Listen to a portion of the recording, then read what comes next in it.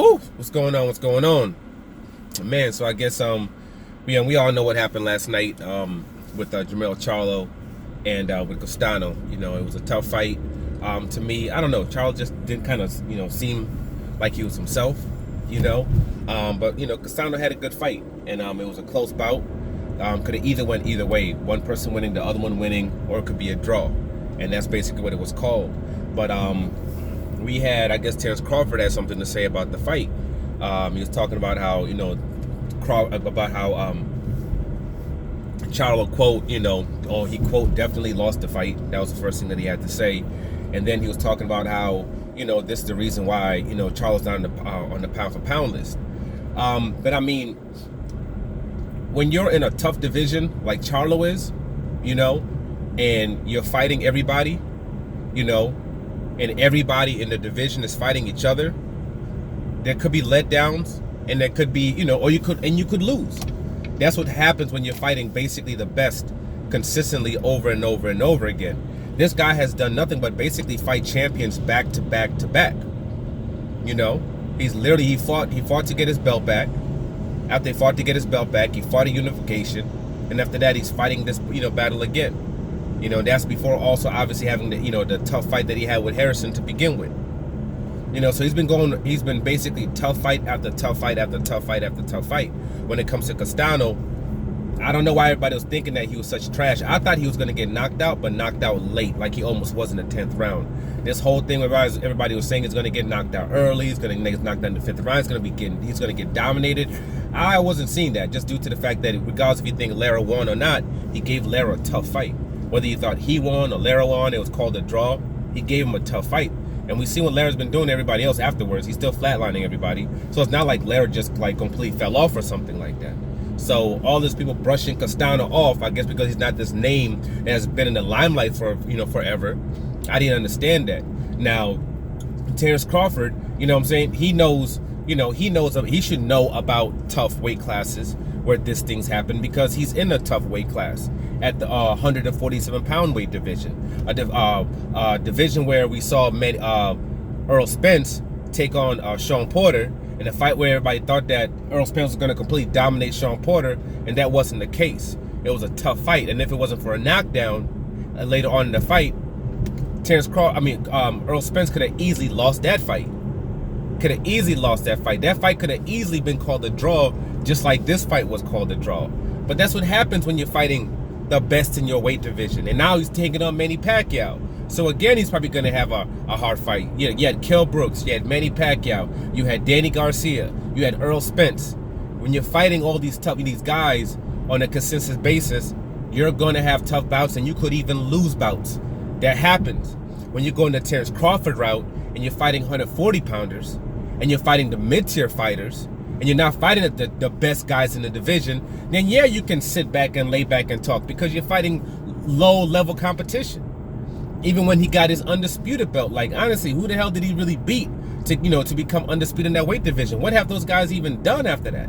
I mean, they haven't really, or even before that, it's kind of like, we've seen, one guy after another flatline them, getting flatlined one after another, one after another, one after another. You see Charlo, the top guys are still pretty much the top guys. And now it's a space where the guys that he knocked out are knocking out each other, or chopping each other off to get to the top, because they're still the cream of the crop. They're still basically the best. It's not like they just went up to the wayside and there's a million guys in front of them, like a lot of people that Terrence Crawford faced.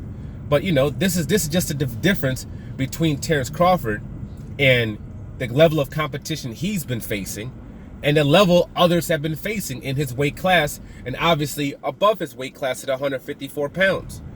You're not going to have a great night every single time. You're not going to have a spectacular night every single time. You're not going to be dominant every single time. You could have situations where you do have letdowns, and he had a letdown, and he could have still salvaged it, but obviously he let the guy off the hook. He hurt him in the 10th round, and he let him off the hook. This is also one of the reasons why you have to praise Floyd Mayweather so much. For him being able to keep that distance from him and those other fighters. And when certain fights he thought it might be easy, but he came in there that night and it wasn't as easy as thought it was going to be, as far as like with Maidana even as tough as the Cotto fight was, him still being able to handle his business. You know, still being able to handle his business while being outweighed by 20 plus pounds by these guys. You gotta put respect on that man's name for being able to do that consistently over and over and over and over again.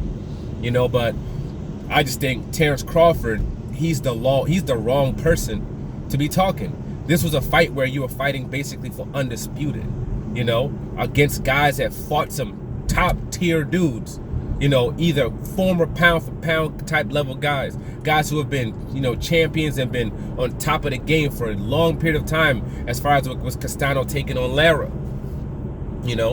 And then so for Terrence Crawford to come around and talk with that resume that he has at welterweight in one of the toughest divisions that there is, you know, when they had easier competition, we're able to make those fights at 140, you know, but at 147, it's been completely different. So, you know, if somebody else wants to maybe talk about his performance, you know, maybe they can. But Terrence Crawford's not the one. You know, you're looking at your next opponent that people are looking at you fighting at, that your people have been talking about, is Zepeda. You're taking on Amir Khan, who had been knocked out 50 times. You took on a Kell Brooks, who had, you know, basically had been stopped twice. Then after that was fought nothing but lower tier fighters, or wasn't fighting at all, fighting at 154 pounds, and he cuts all the way down to 147 pounds to take on you.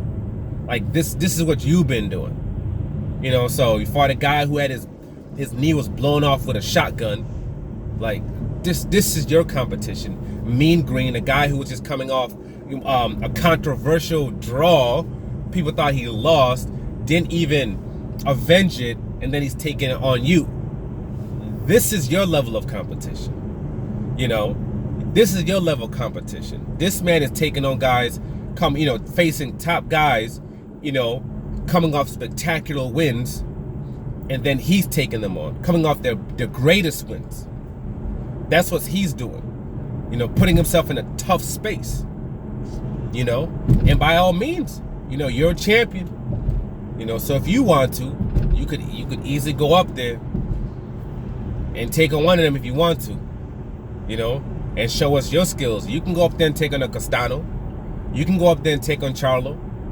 You know, since he's, quote, not pound for pound, like you say, go up there and show us how much he's not pound for pound. There's only one weight class above you. You know, you're long, you're lanky. It's a weight class that you can fill into very easily. So, since he's not pound for pound and you're, quote, pound for pound, that's what pound for pound means. Let's see you go up to 154 pounds and show us. Or your contract is almost up. Let your contract actually be up. You know, put yourself into a space where you can take on the Ugases, you can take on the Sean Porters, you can take on the Keith Thurmans, you can take on the Earl Spencers, the Manny Pacquiao's. Put yourself into that space where you're taking on those guys. You know, then you can show us how great you are. But until then, you're not the one to be speaking. You know, especially not with the likes of Zepeda as your next fight. But it is what it is. Like, subscribe, share. I'm out.